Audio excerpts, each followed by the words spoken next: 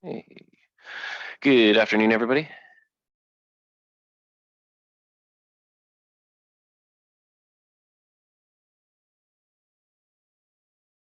Caitlin, do we have any pre-submitted questions today? We do not.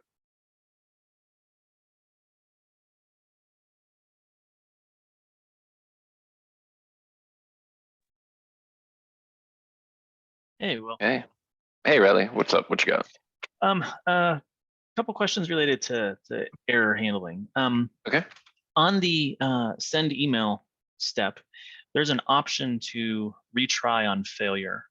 And then when you select that option, it asks, how many times you want to retry and what's the Yep. interval of seconds. Any recommendations on using that, not using that? If we do use it, the properties we should input? I mean, yes, you should absolutely make use of that. Okay. It's kind of a different type of exception handling. Like Right. the step itself Right. owns that exception handling, so it wouldn't be caught by anything else. Right. We had customers who were building or using on exception outcomes, since you can define a an exception path on each step to add in like custom retry logic wrapped around their send email steps. Okay. And it just made that a bit more of a easy to use configuration as opposed to a design time, sort of something you need to understand how to do at design time. And then what's like a reasonable number of retries in interval seconds? Like you're talking about emails here. Yeah. So I wouldn't retry more than every few minutes, probably.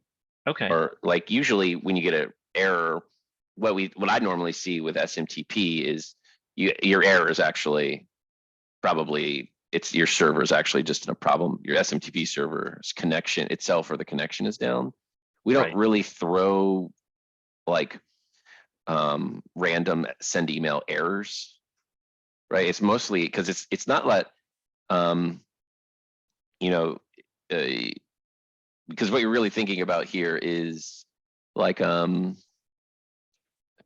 the right way to phrase this? Like not like a connectivity. I mean, maybe it's an intermittent connectivity issue, but this is for like more of like a system offline type scenario. Your SMTP server's down, or your network, the connection to it is broken for some reason.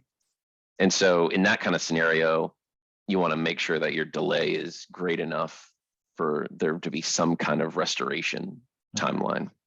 Yeah, this morning I have a workflow with two separate emails that get sent out, and they're directly in order in the workflow.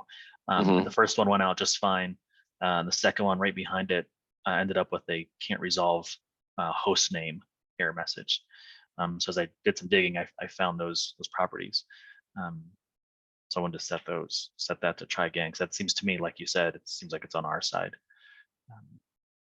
Yeah, and then it'll still get caught if it fails more than that. It should throw an exception and be caught by a catch exception step after that. Right. So that leads me to my second question on error handling. So I have an error handling flow that I put in all my flows. In that error handling flow, there's a form assignment, right? That gives me all the information. Yep. When I'm done with that form, like when I hit submit or proceed or whatever the button says, I want to take the flow back to some step in the workflow. I want to restart it once I fix the issue. Should I leave it so that the outcome from that error handling flow, that it's not assigned anywhere until I get an error? I figure out what to do with it, drag it to its proper assignment, and then complete the error handling process. Does that question make sense? Yeah, this one's tricky. Like, so a lot of times what we'll see is the catch exception subflow will go straight to the end step. Right. And so when you complete the assignment, the flow is effectively over. Right. So one of the things you could do, and it's hard for the workflow to send itself back to the right step. Like you could, unless there's stages and you're just, hey, I'm always like, say there's 10 stages. Cases make this a little bit easier, but let's assume you're just in a flow. Like, hey, there's like kind of 10 major areas, and I'm going to just always assume I want to go back to one of those 10.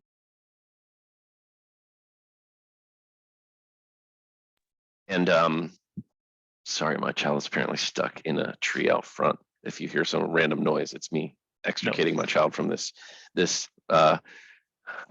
tree. But it's like you could then decide to like match to a particular stage or step in the flow.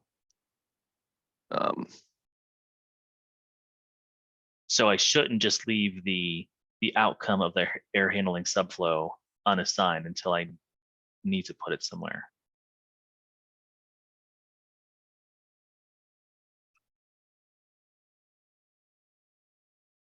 Say that one more time for me. Sure. No worries. No worries. Is he all right? Yeah, it's actually just a crepe myrtle, so it is not a very big tree. Okay, very good. So the air handling subflow, if I don't take the outcome path and I don't connect it anywhere, Okay. is that an okay state for the overall workflow to be in?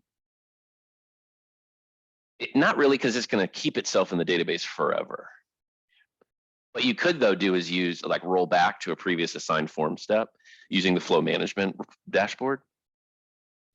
That would probably be better. So like the last assigned form, Is that was that actually successful. I did try to do that this morning. Is that the only option to roll back to? Is an assigned form step? Like in the case this morning, I wanted to start at that send email step. And it wouldn't let me do that. Nope. Yeah. You can only, so the thing is that we only write to the database when you hit a persistent step. And there's a few steps that are like that.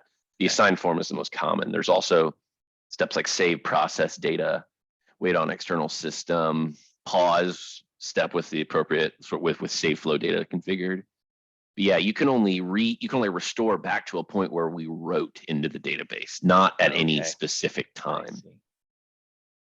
Yeah, rollbacks are not meant to be flow universal. They're meant to be for task-based processes to revert to a previous version.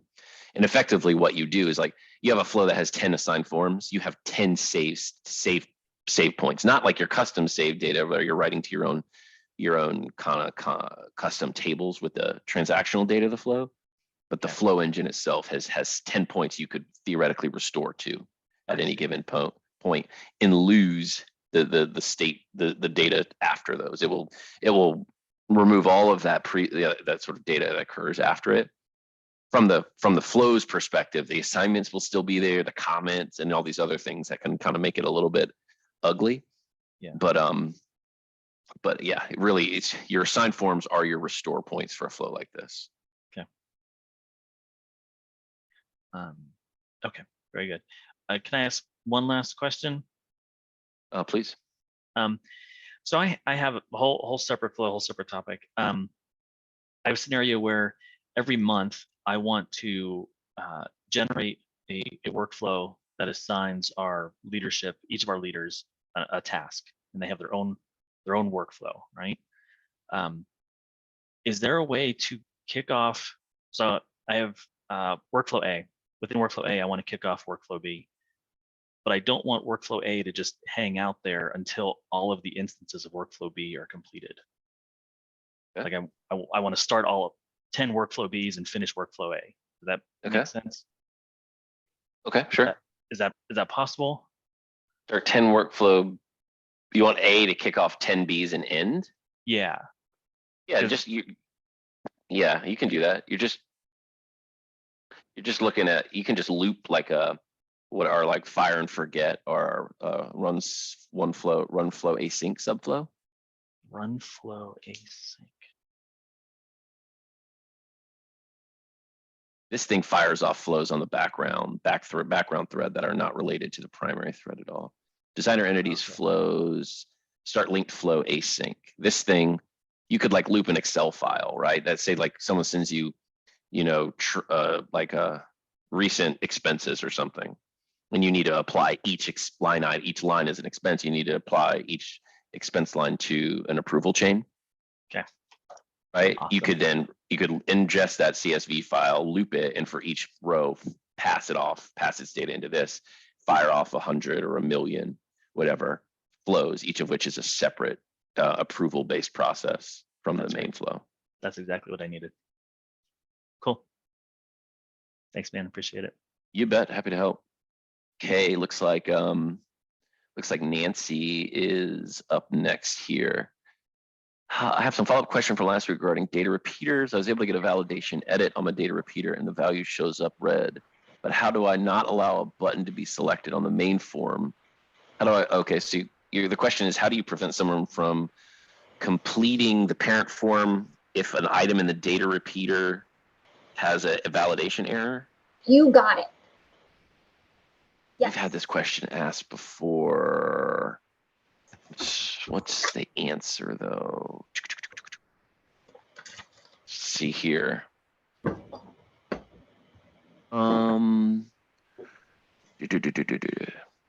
So do we have to, oh man, I've answered this question for someone before.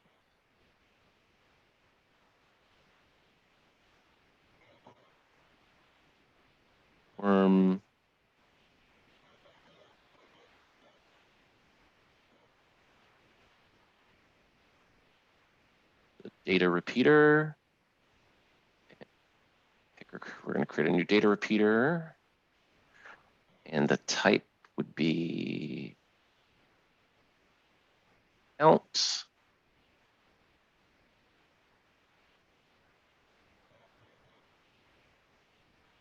Sorry, let me use something else here. I'm on a current I'm checking something. So question type, whatever that is. And let me just put a label and a text box here, and I will pick the name, I think. So you're putting a validation rule on the repeater itself, right? Right. Yes. Okay, so let's add a quick rule here. We'll say if it's empty. So form rules. And say get control value. And the control we will get is form data text box. And we'll say empty.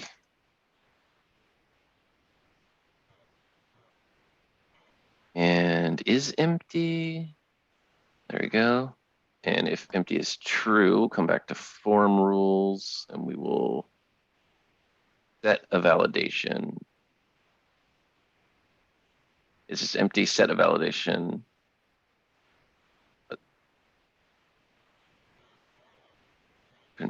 Form control is form data text box. Validation issues is build array, and we will build data messages. Do this. Break level would be fatal. And obviously we'd have to probably remove on the false path, but I'll just leave that alone for now. And I'm looking for what? Get control values, output name is value. So value is here, it's a string.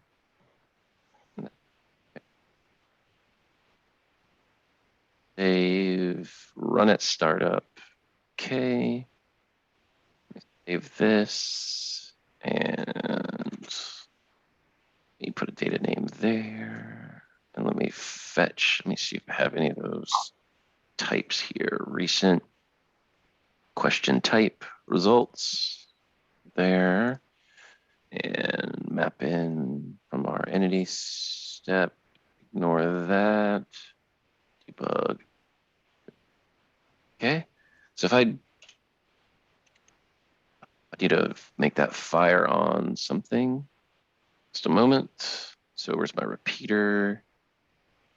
And let me find my active form flow. Trigger is just do value change, right? Text box, value changed, enter and exit. And okay, don't do this. Now that won't let me, mine's not submitting. Yours is actually preventing you from submitting? No, so Or yours is not preventing you? not preventing me. So how did you get that? So can you show me just real quick again how you got it to connect to that button? I didn't do anything in specific. What I did is in my active form flow, On My active- the data report, on the data Yep. repeater. yeah, in the data repeater active form flow, I get its Uh-huh. value, I check if it's empty, and then I set a validation on it of break Uh-huh. level fatal Yeah. Okay. with some custom message. And then if I do that, and then what I did is the trigger, I applied a trigger. I did run this at startup and I left is blocking true, though I don't know Okay. that either one of those are meaningful to this piece. And that prevents it from moving forward. So I'm on 8.9 right now. I'm on Just in- I'm on 8.9, the same version. Oh, okay, great. Well, we know it's Okay. not a version issue then. Yeah. Okay, so all right. Okay, I have is blocking. Changed. Okay.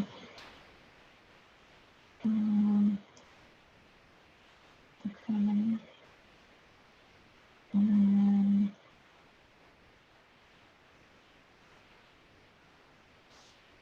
So you didn't.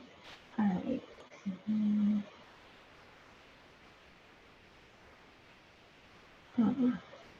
I have anything. Was there anything in the set validation that you did different? Nope, just Or, I'm sorry. I did fatal. When I did it at the form control that comes from the No. mapping. You know what? Hold on. I did my. Well, it was a little bit different in how I did this, but so you did a build array on the validation issue. Mine was just a little bit different. This is the but set validation step. it still picked it, I remember. But let me just. Instant isn't fatal. Rejected. And then the message is.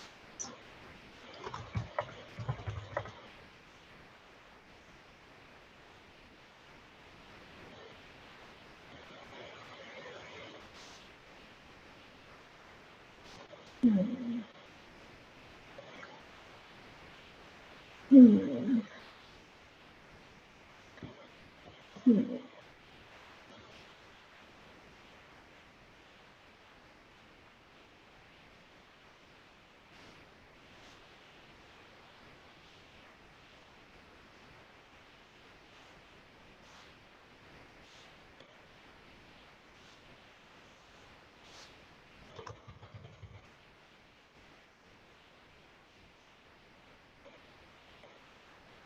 Hmm.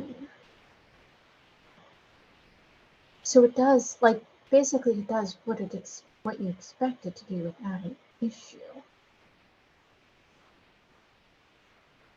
Hmm.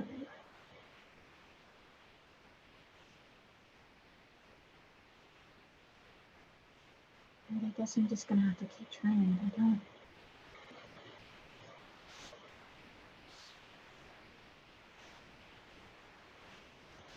I don't know why 9 is an issue.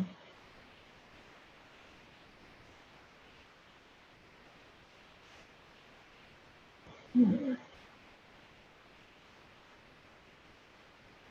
Okay. Well, if I can't get it to work, I guess I'll submit something into the support. It should, because how you just described it, it works perfectly. How, Yeah, we'll post the video. Maybe there's something, I know I burned through that really quickly. Maybe there's something in there. Like maybe there's some difference. If you can give us, in your main form, in your Mhm. main form, I don't know if you have a bunch of questions in queue. I don't want to take up all your time. We have time for one more. So in your main form, Yeah, there's nothing here at all. All there is a data name, and then for the repeater itself. And it is set to probably, make sure the outcome scenario here is set to required and not optional on the data repeater. That might be something to look at. Oh, If it's optional, then it won't respect the validation. oh, that might be it. Hold on. Okay, maybe that's it. I guess the question though is if it's required, like the data repeater itself, like information in the data repeater isn't required. So is changing that to required, do they have to put something? It would, yes, I think it would. It means the data repeater list cannot be completely empty. You might have to also write a validation rule then that looks in the repeater on the parent form and does in it and says sees if it has any validation errors. So you have a data repeater that can be optional, yet some of its content, but the individual properties, if they add one, they have to fill it out completely, something like that. Uh-huh. Okay. Then yeah, that might get a little tricky. You Oh, might need and to. it actually is, it is actually required. It is required. Huh. Okay. Huh. Is your outcome scenario on the data repeater in your parent form set to optional currently? No, it's actually set to required. Okay, then there's probably something specific to your form. Like something about the design that causes it not to behave the way my very simple form works. So probably best to just get that, if you can give us your whole project. If not, screen share with the support person so they can pull together some information and they can try to help you figure out why. Well, yeah, and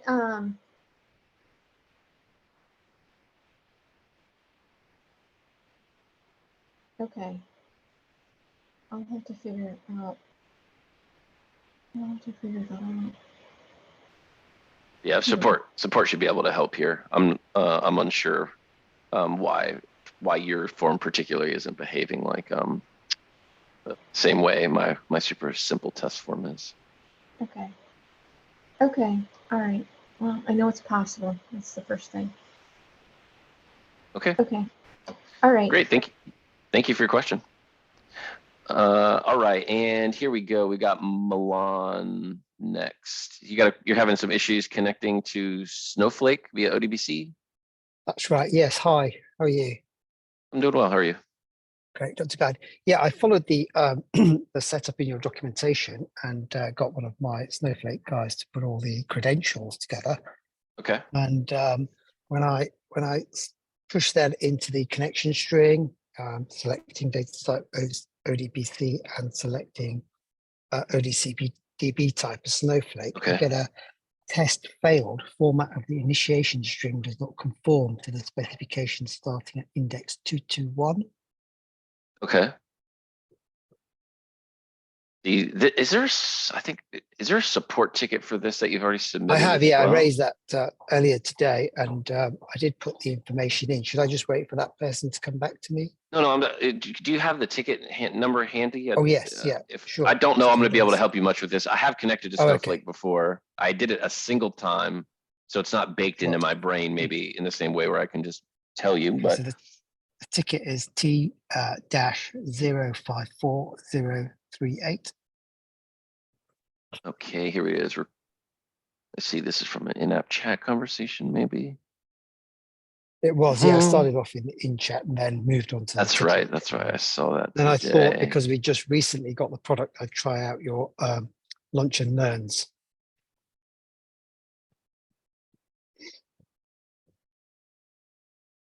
You have the actual error message at hand? Yeah, I've added it to the ticket, but the latest one that I added.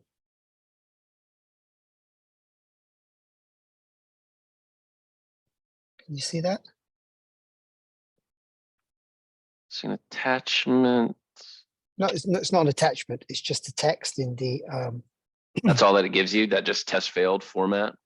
Yeah, in red at the bottom of the window. I could put in the screenshot of that. See, this is on the integration window itself, right? Like this Yes, is that's on the correct, yeah. test connection on the Snowflake Yeah, folder. that's correct. Yeah. What type, are you using like, let me see, are you using, let me go to integrations, databases. So add, create connection. You're on this, you're something like this. That's correct. Yeah. And then And I type database in the type is name. ODBC. That's correct. And then I put in And a string, pick. which, You pick Snowflake. that's correct. And then that Okay. connection string is the one that I took what was in your documentation for integration Mhm. Snowflake, and I got that updated with our connection details. And I just wanted to know if anybody knows what the 221 error is or means. It's going to be the character. That's probably calling out the character location in the connection string. Like if you put that connection string into Notepad and went to the Yeah. 221st character, that would tell you that'd give you some indication about what it's different about what it's expecting. In fact, this won't be exact. Your passwords are gonna warehouse compute role sysadmin. I think we might have some stuff in here that might not play so exactly. is it 221? The warehouse part then. Yeah, you might even, for all I know, that's not even required. Ah, hold on. I think I've got it. Bit of let me just check. If you give me 1 second. I think I've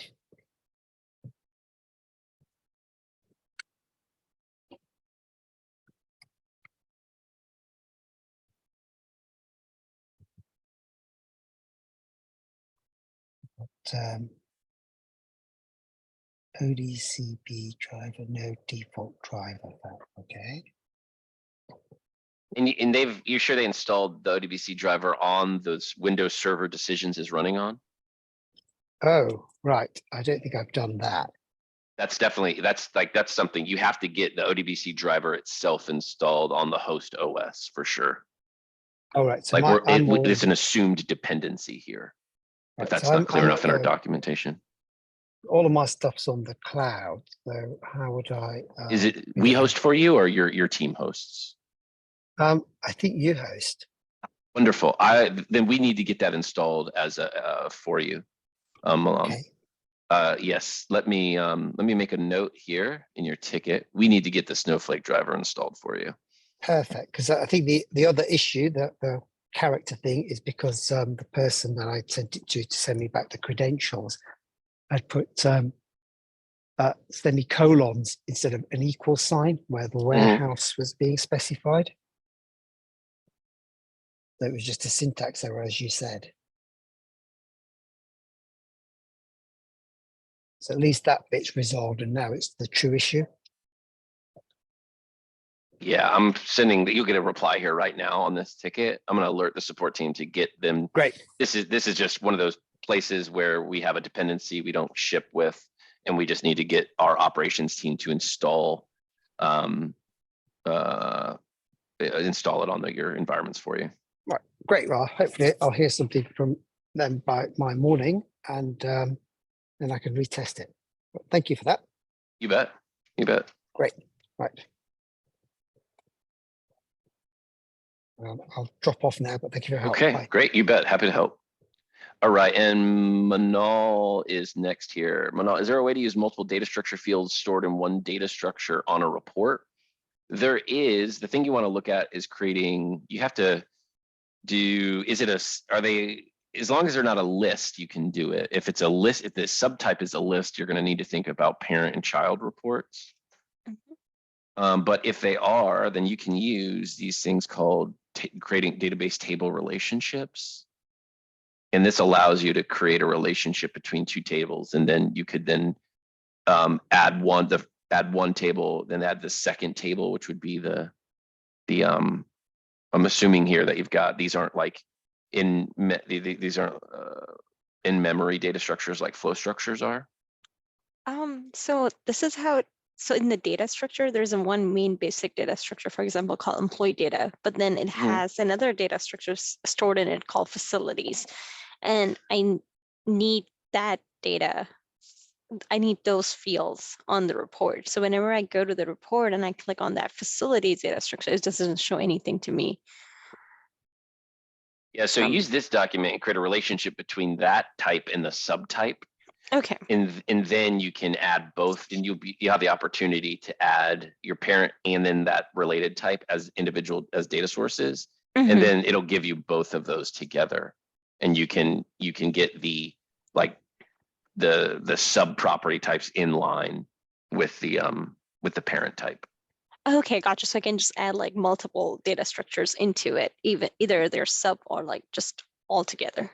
Right. As long as it's one-to-one, as long as that thing isn't a list, this should work for you. If it's a list, this won't work. So like if you had like, say maybe your main data type was like a household and then you had a list of people, this won't Mhm. work for the list of people. But if you had like applicant and person one-to-one, then this approach would work for you. Okay, gotcha. Also, one real quick question. So whenever you go on a user actions, like how it shows, I think it's decisions, user actions like manage assignment and Mhm. all those. Is there any way to hide those?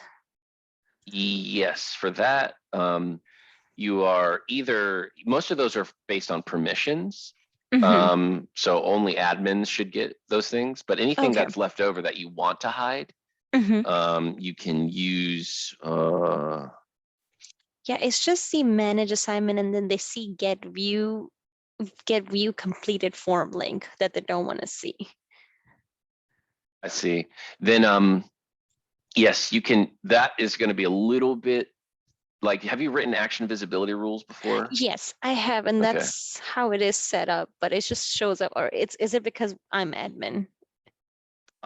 Possibly, but Okay. depending, it could or couldn't be depending on how your rule is written. It's hard to Mhm. say. It's hard to say. You might have to write a rule at the assignment level using these configuration extensions. This is how you can create action visibility rules for custom data types and decisions. You get a configuration folder for assignment, and Mhm. like if they're looking at a report of assignments and they're seeing actions you don't want, the first thing I would do is confirm that it's not just your own, that you as an admin are seeing it and they aren't. And Mhm. I would impersonate them. Like you can go and do account impersonation. I would Mhm. impersonate your user and see what they're seeing. But if they're looking at if they're clicking on the assignment directly, then Mhm. you're going to need an assignment configuration extension to hide those. If they're clicking on your process folder, your case, then you should be able to hide those actions from that view. But if you're getting view completed form, then that means they're probably selecting the actual assignment itself. Gotcha, because I was impersonating has my business user who shouldn't supposed to be CS, so they have one user action for just view completed form, and then right under it shows manage assignment, and then there it does have like a little arrow which shows get view completed form link. Yeah, so if this assignment configuration would let you hide those things from them. Okay, gotcha. Awesome. Thank you so much. You I'll bet. try that. Thank you.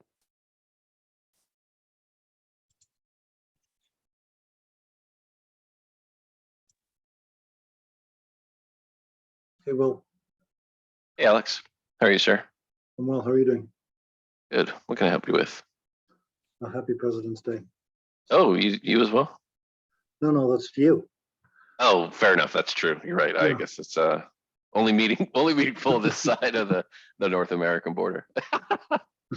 What can I help you Yeah, with, sir? I have I'm pretty sure it's a quick question. In the flow execution management portal, you can Okay. right click on the flow and kill it. Yes. Okay, so I want to do that programmatically. So I'm looking in integration, internal services, flow execution Okay. services, and I found two steps: cancel flow and clear flow data. Yes. Both of them Yes. require a flow tracking ID. Yep. So now I'm wondering, I've got a right-click event on top of like a custom data type, Okay. so execution extension. So from within that right-click event, how do I find out the flow tracking ID of the guy underneath? I mean, I have the process folder ID. Mhm. effectively. So with the process folder ID, how can I get the flow tracking ID? It's your thing is already in, you're making an action in a configuration folder for Yep, a yep, process yep. folder? Yep. Oh, then you already have it. If, let's create a thing here. Let me create a flow execution extension. I'm assuming you have a flow execution extension Yep. working with your process folder. Okay.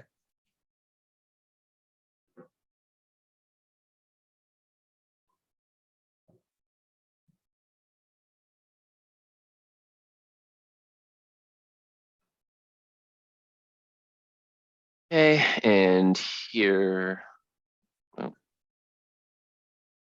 so I can see get my folder. There we go. And I'm gonna create a user action here, right? Yep. You should get this from, if you look at your data explorer, you've got your flow tracking folder data. And that should have the flow tracking ID as a property in it. Okay, perfect. Great. You, Was it? yep. So you should be able to pass that right to that. I have seen in the past, I don't know if it's still current, that step will run, but like never complete. So if you're seeing that, let us know. Like I've done a similar operation where I wanted to use like cancel flow or kill flow. Right. And like the flow would hit the step, it would kill the flow I was trying to kill, yet that flow would seem to sit and not complete. So just a note if you come across that behavior. Yeah, so It's not I mean, expected. in my initial testing, I mean, that is the behavior that I did come across, but I felt that it was because I had the wrong flow tracking ID. See, But I mean, I'll run this. If it does stall, then what's the solution to that?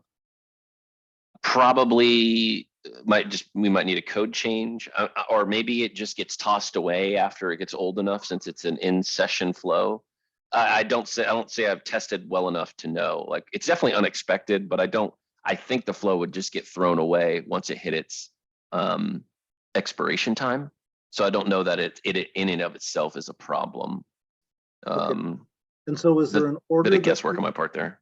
Is there an order that this thing should happen? Should you clear the flow data before you cancel the flow, or vice versa? Or Say that one more time. is there, like, I've got two steps. One is called the clear flow data, Yeah. and the other is called cancel flow or something like that, I'm pretty sure. But so I'm wondering, is there an order that these things have to be kind of run in? I honestly don't know what clear flow data does. Well, if you right click on the guy in the thing,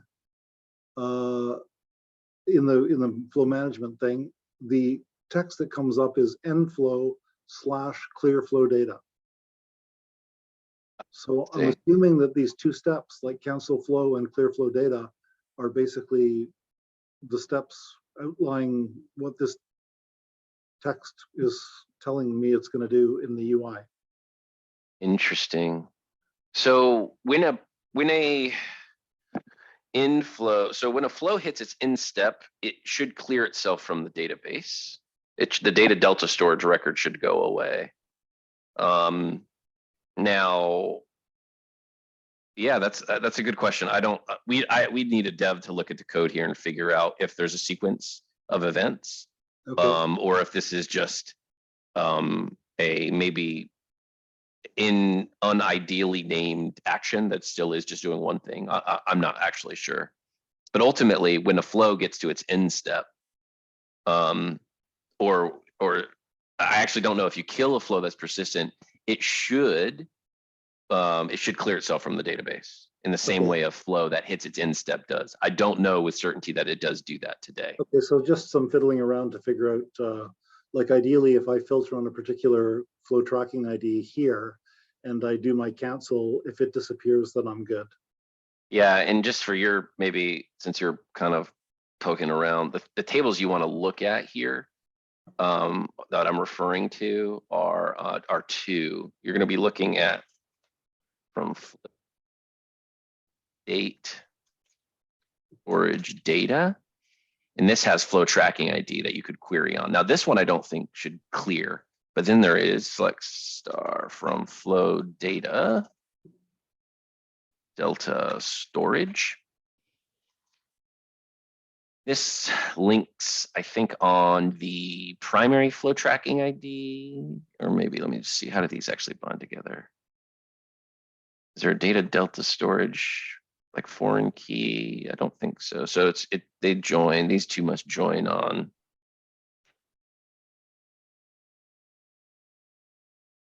Data delta storage as flow state. DDS dot primary flow D equals FSS dot flow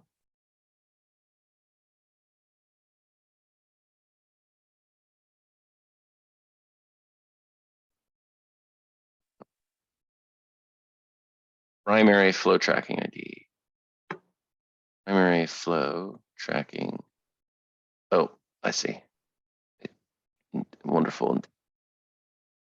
There we go. So what you should see this if like when you do this normally, like if you ran a flow and then it hit its end step, I think this count should decrement by 1 because there is no matching record in data delta storage anymore. Okay, If you were to do something like this, now we could confirm if kill behaves the same. I don't know well enough off the top of my head if it does or doesn't. okay, but if I were to put a left join in there, then it wouldn't decrement, is what you're saying. Yeah, for sure. Okay, Yeah, because I don't think the state storage data gets cleaned up. I think we mark it to be completed, but I don't think we delete the records here, since we have logical deletion, like columns like archive and deleted on. I just don't know that with certainty right now, though. But I think that this gets hard deleted and this stays around until it's cleaned up by some process, either intentionally configured or handled by the backend automatically. right. And, I mean, just as a side question, this is just wildly, wishful thinking. But is there a way for me to connect my local SSMS to the Cloud SQL database? In theory, yes. But I think knowing how you guys are hosted, I don't think it would be possible. I don't think so. Okay. Okay. No, I was just noticing that, like you weren't getting, IntelliSense completion, and all of a sudden became hopeful. Yeah, we do. Yeah, unfortunately. Yeah, I don't think so. Okay, great. Thank you. Okay, you bet. Happy to help. All right, and last question is from an anonymous attendee. So you have a questionnaire project. We have that as well from a PS team. Can you know, this is actually just so this is a question about the dynamic questionnaire. That's just a prototype version I have on my local of something we're working to roll out with the solutions team. We have a lot of customers who are building dynamic questionnaire workflows, and we're looking to build something to get it out into the App Store. Mine is, you can see, mine is about, you can, I'd be happy to send this if you wanted to review it. It's probably different than whatever you have from the PS team, but allows you, what we do is we read in the contents of a folder and we generate a form for you automatically. So I could add a new question here. There's a question, text question. And then if you notice, if I just refresh, I've got a form here and I can manage what's on the form. Managing this type of stuff here to show text stuff here. So it's a way to generate forms based on data and then track the completion of those things, kind of similar to Google Forms. I don't know if this matches to whatever you might have today. We've identified a number of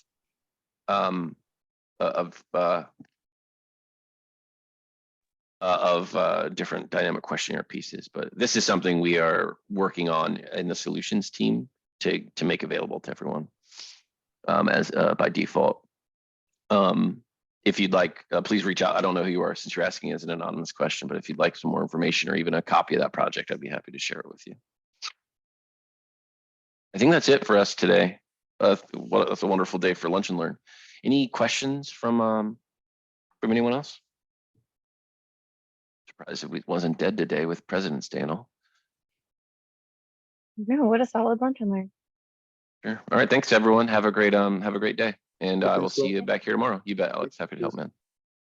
Thanks, y'all. See Have you a good guys. one. Bye.